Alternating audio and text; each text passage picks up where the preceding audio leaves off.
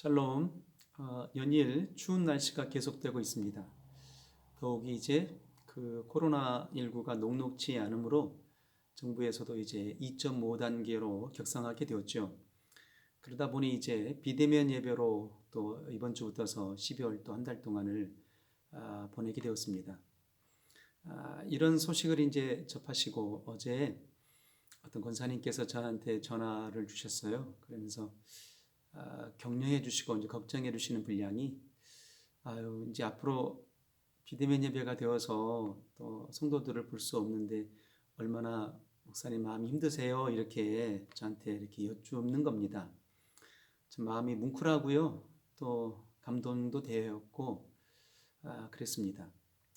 오히려 제가 성도분들을 염려하고 걱정할 터인데 우리 권사님들께서 또 저를 또 염려해 주시고 함이 정말 교회를 사랑하는 마음이지 않았을까라는 생각이 듭니다.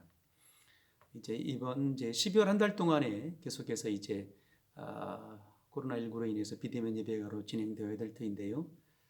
어찌하든지 간에 하나님이 우리의 중심을 보시기 때문에 늘 하나님 앞에서 있다라는 그 생각을 가지시고 더욱더 믿음이 흔들리지 않고 여일하게 진보하는 믿음이 되시기를 주님 이름으로 소원합니다. 우리 잠시 예배를 위해서 기도하겠습니다. 하늘의 하나님 아버지, 오늘도 우리에게 새날 주심을 감사합니다.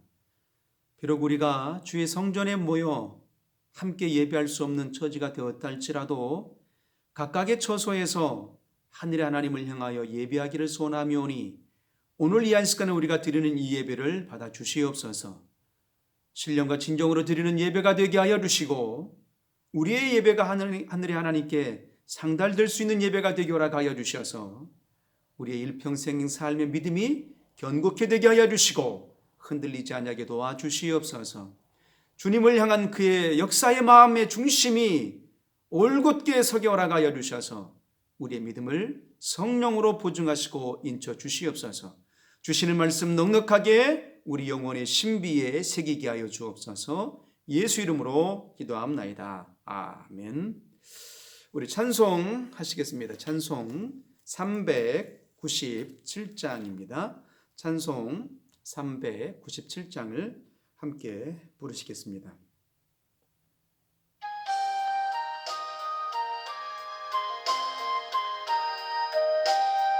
주 믿는 사람, 주 믿는 사람 일어나 다 힘을 합하여 이 세상 모든 마귀를 다쳐서 멸하세.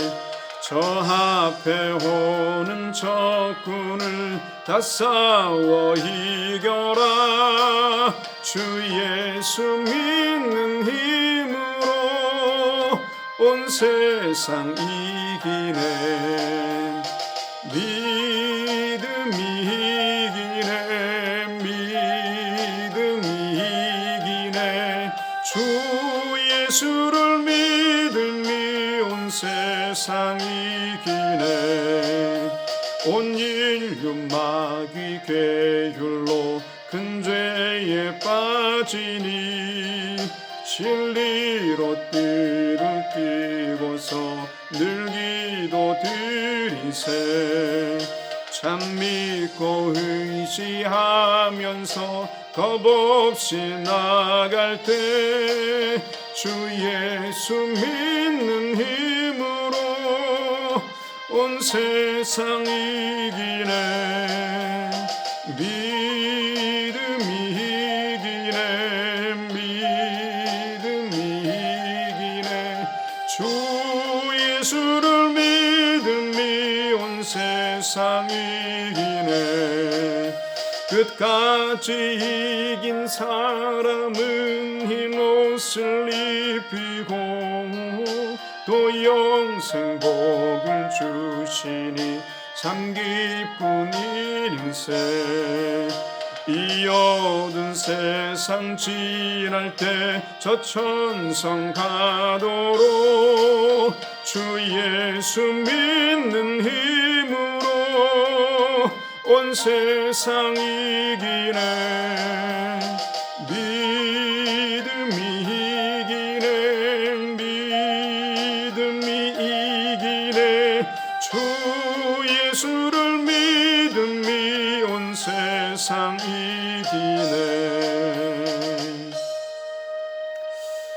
아멘. 일평생 믿음으로 범사에 승리하는 자가 되시기를 주의 이름으로 소원합니다.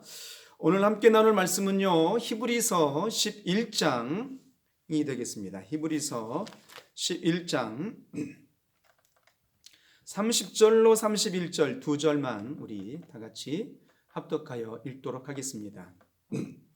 계속해서 우리가 히브리서 11장에 나와 있는 믿음의 선진들의 내력을 살펴보고 있습니다.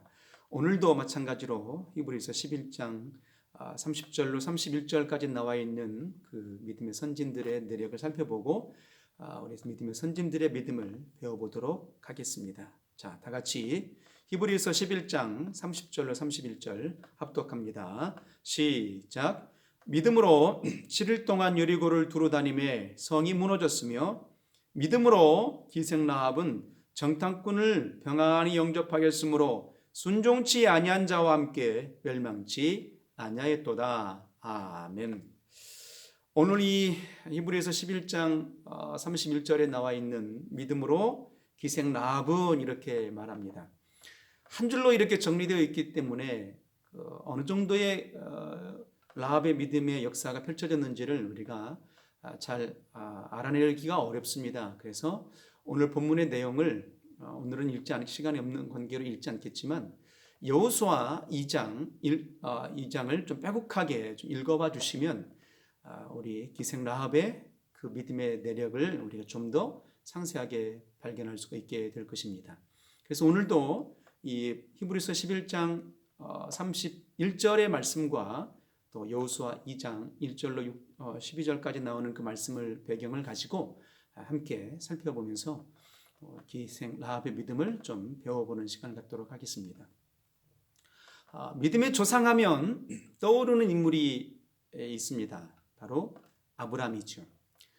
그는 히브리 사람이고 또 하나님의 선민이었습니다. 더욱이 하나님의 명하심을 따라 또 본토와 친척과 아버지 집을 떠나라 하셨을 그때에 갈 바를 알지 못했지만 그의 긴 여정을 나그네와 같은 여정을 떠났던 인물이었습니다. 나올 수 없는 중에 약속을 믿고 독자 이삭을 얻었고 그 아들을 모리아산에서 바치라 명하였을 때에도 순종으로 드렸던 인물이 바로 아브라함입니다. 정말 대단한 믿음의 소유자입니다. 그래서 믿음의 조상이라고 불리울만 하다 이렇게 여겨집니다. 그런데 오늘 본문에 나온 라합을 한번 떠올려 보시길 바랍니다. 믿음으로 라합은이라고 말하지 않냐고 믿음으로 기생 라합이라고 말합니다. 바로 라합의 그가 어떤 일을 했는가를 우리가 유추해 볼 수 있는데 그가 라합을 떠올려 보게 되었을 때 그는 기생이었던 거죠. 어느 것 하나 내세울 것이 없는 사람이었다라는 것입니다. 그녀는 이방 사람이었고 또 직업이 기생이었으므로 술 팔고 몸 파는 일을 하는 직업의 소유자였던 겁니다. 그런데 히브리서 기자는 믿음의 선진들을 기록하면서 이 여인의 믿음을 기록하고 있습니다. 그리고 끝내는 예수님의 족보에 그 이름이 등재되기도 합니다. 바로 예수 그리스도 오실 길로서 쓰임을 받았다는 것입니다. 이토록 보잘것없는 모습 속에서도 믿음의 사람으로 기록될 수 있었던 라합의 믿음을 오늘 한번 살펴보고 그 믿음을 우리도 배워보고자 합니다. 먼저 생각해 봐야 될 것은 라합이 믿음을 갖게 된 배경을 한번 우리가 생각해 볼 필요가 있겠습니다. 어떻게 그녀는 믿음을 가지게 되었을까 하는 것입니다. 오늘 읽지는 않았지만 여호수아 2장 9절로 10절 이하를 보게 되면요, 이 땅을 너에게 주신 주를 내가 아노라 라고 라합이 고백하게 됩니다. 그리고 너희가 애굽에서 나올 때에 여호와께서 너희 앞에서 홍해물을 마르게 하신 일과 너희가 요단 저편에 있는 아모리 사람의 두 왕 시온과 옥에게 행한 일을 곧 그들을 전멸시킨 일들을 우리가 들었음이라 이렇게 말합니다. 곧 기생 라합의 믿음은 하늘에서 뚝 떨어진 게 아니었다라는 것이죠. 하나님에 대한 소문을 들었음이라고 기생 라합이 그렇게 고백했던 것처럼 바로 라합의 믿음은 하늘에서 그냥 뚝 떨어진 것이 아니고 바로 믿음은 들음에서 난다라는 것을 발견하게 된 것입니다.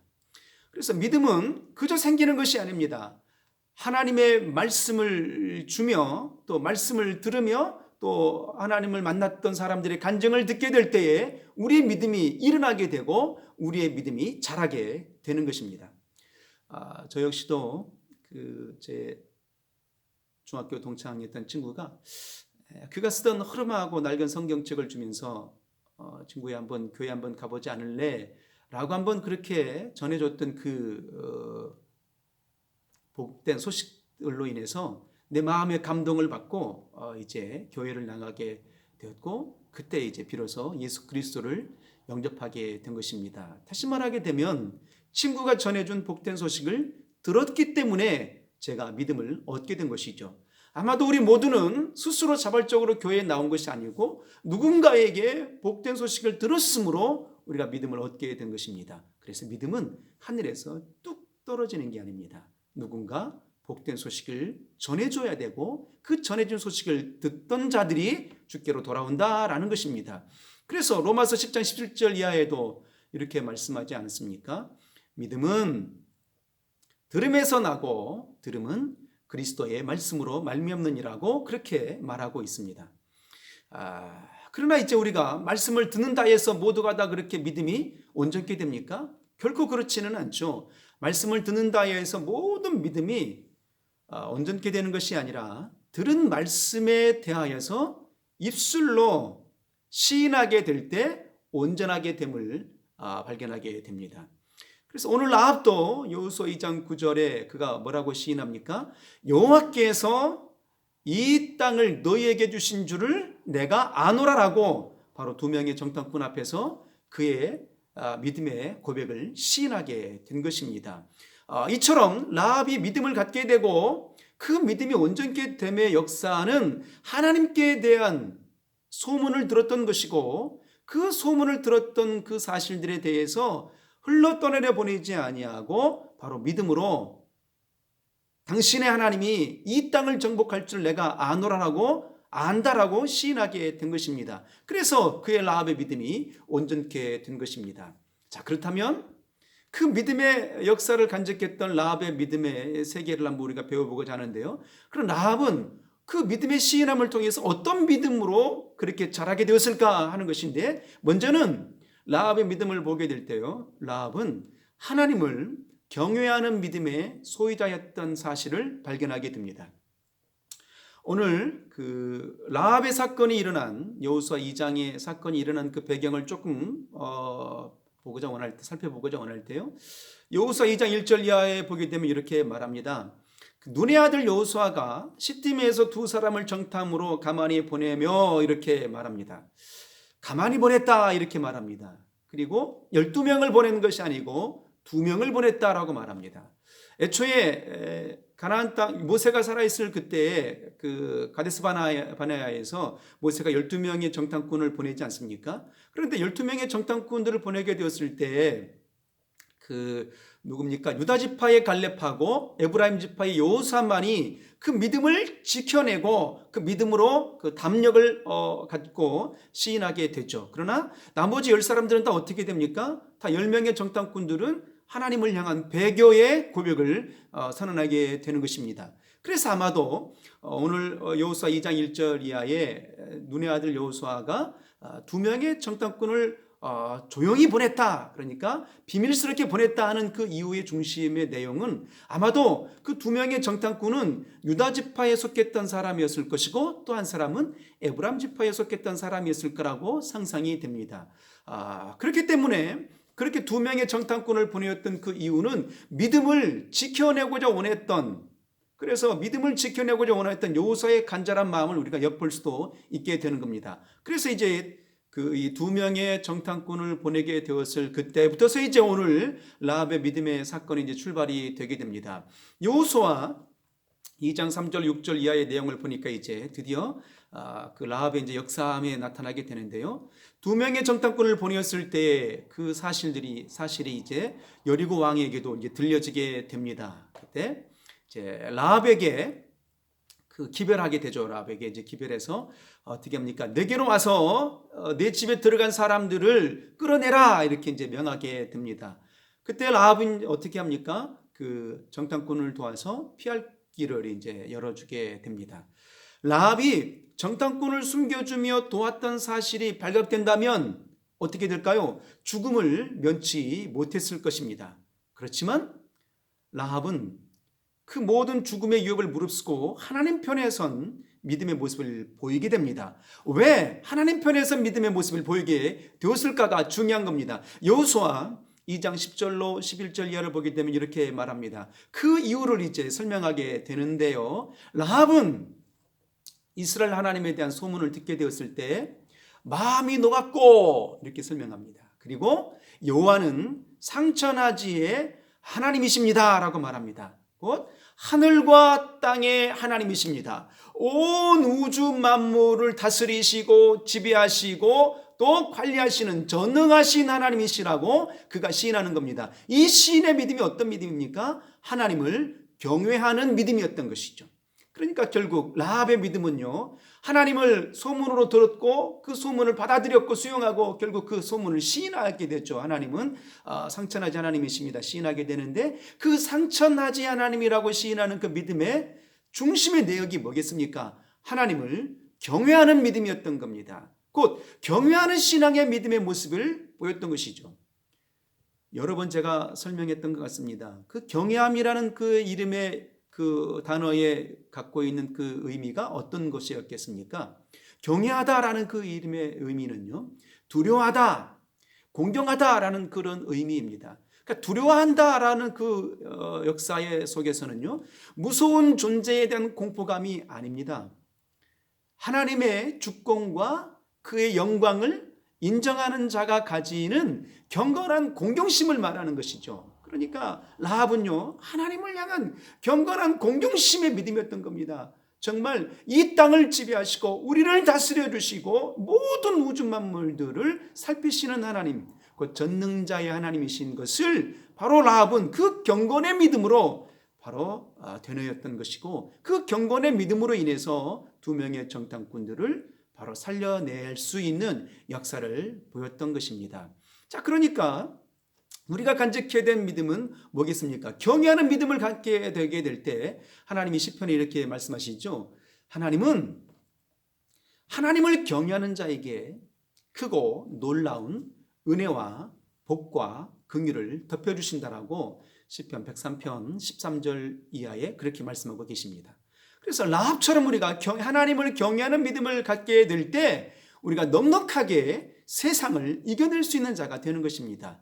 이처럼 라합은요, 그 여리고 왕에 대한 두려움보다도, 주변의 환경에 대한 두려움보다도, 죽을 수도 있다는 그 두려움보다도 여호와 하나님을 향한 경외함이 컸기 때문에 능히 두 명의 정탐꾼들을 살려낼 수 있었던 것입니다.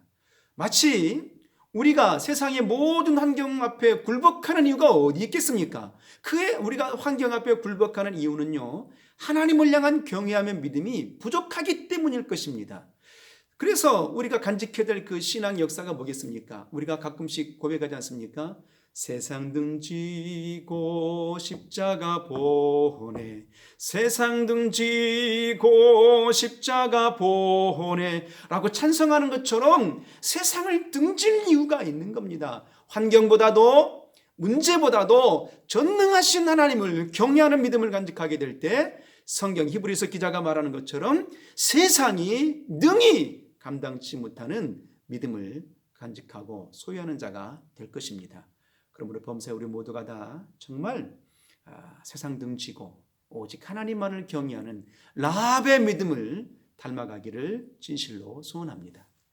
그리고 이제 또 하나 우리가 또 배워야 될, 라합에게서 배워야 될 또 하나의 믿음을 발견하게 되는데요. 또 하나의 믿음은 행동하는 믿음이라고 말하고 있습니다. 오늘 이 사건에 대해서, 라합의 사건에 대해서 야고보서 2장 25절 이하를 보게 되면 야고보 사도는 이렇게 기록하고 있습니다. 이와 같이 기생 라합이 사자를 접대하여 다른 길로 나가게 할 때에 행함으로 의롭다 하심을 받은 것이 아니냐라고 그렇게 선언하고 있습니다. 곧 라합이 의롭다 하심을 받은 것은 하나님을 믿는 믿음의 행동으로 의롭다함을 받은 것이라고 말하고 있는 것입니다.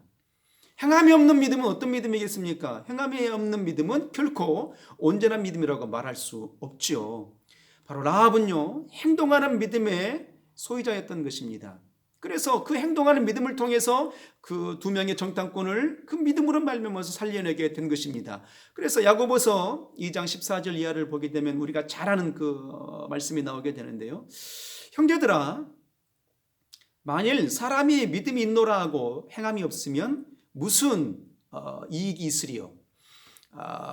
형제나 자매가 헐벗고 일용할 양식이 없는데 너희 중에 누구든지 그에게 이르되 평안히 가라, 더욱게 하라, 배부르게 하라 하며 그 몸에 쓸 것을 주지 않는다면 무슨 이익이 있으리요? 라고 말하고 있습니다. 그래서 이와 같이 행함이 없는 믿음은 그 자체가 죽은 것이라고 야고보서 사도는 그렇게 말하고 있는 것입니다. 결국 영혼 없는 몸이 죽은 것 같이 행함이 없는 믿음은 죽은 것입니다.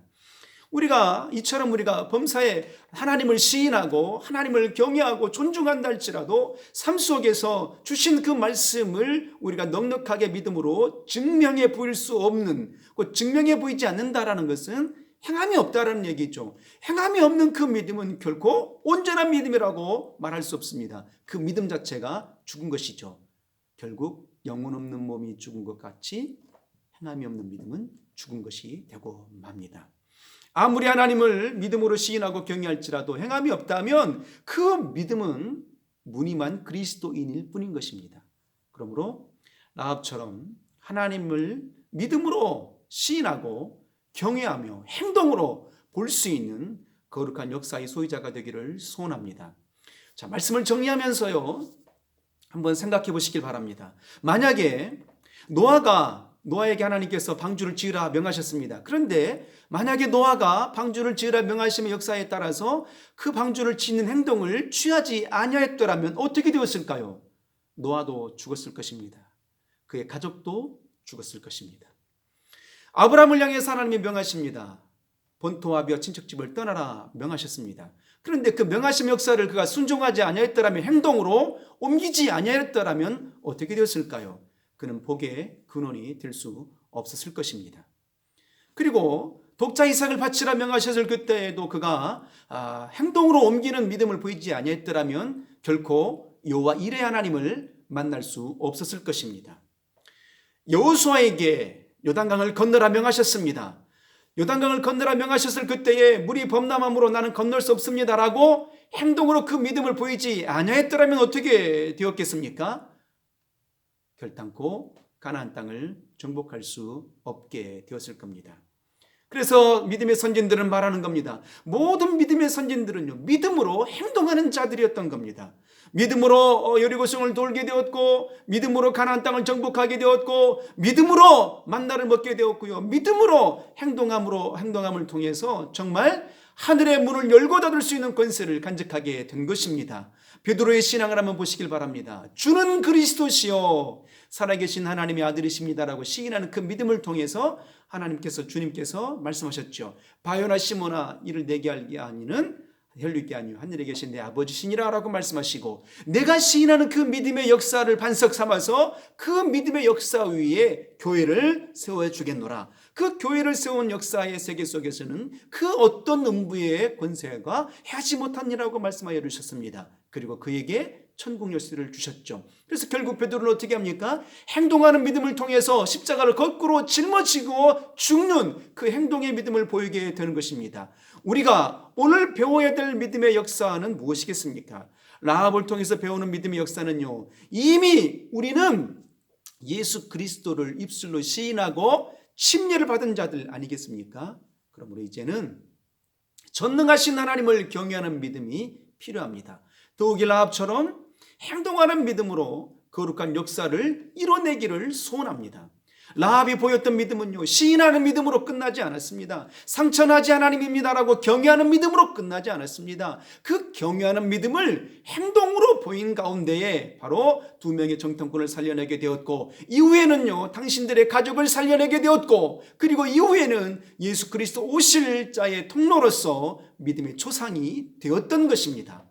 이제 우리 모두도 라합처럼 하나님을 향한 경외하는 믿음, 그러므로 세상을 능히 이겨낼 수 있는 자가 되기를 소원합니다. 그리고 행동하는 믿음을 간직한 자가 되어서 범사에 좌로나 우로나 치우치지 아니하고 온전하게 믿음을 증명해 보일 수 있는 아름다운 신앙인들이 되시기를 주 이름으로 소원합니다. 할렐루야. 우리 기도하겠습니다. 생명의 주가 되시고 믿음의 반석이 되신 우리 하나님 아버지, 오늘 라합의 믿음을 배우게 하여 주셔서 감사합니다. 라합처럼 입술로 시인하는 믿음이 되게 하여 주옵소서. 하나님을 경외하는 믿음의 소유자가 되게 하여 주옵소서. 더욱이 행동하는 믿음의 소유자가 되게 하여 주셔서 놀라운 믿음의 열매를 맺어낼 수 있는 믿음의 증거자가 되게 하여 주옵소서. 예수 이름으로 기도하옵나이다. 아멘. 이 한 주간도 넉넉하게 행동하는 믿음으로 승리하는 한 주간이 되시기를 주 이름으로 소원합니다. 할렐루야. 감사합니다.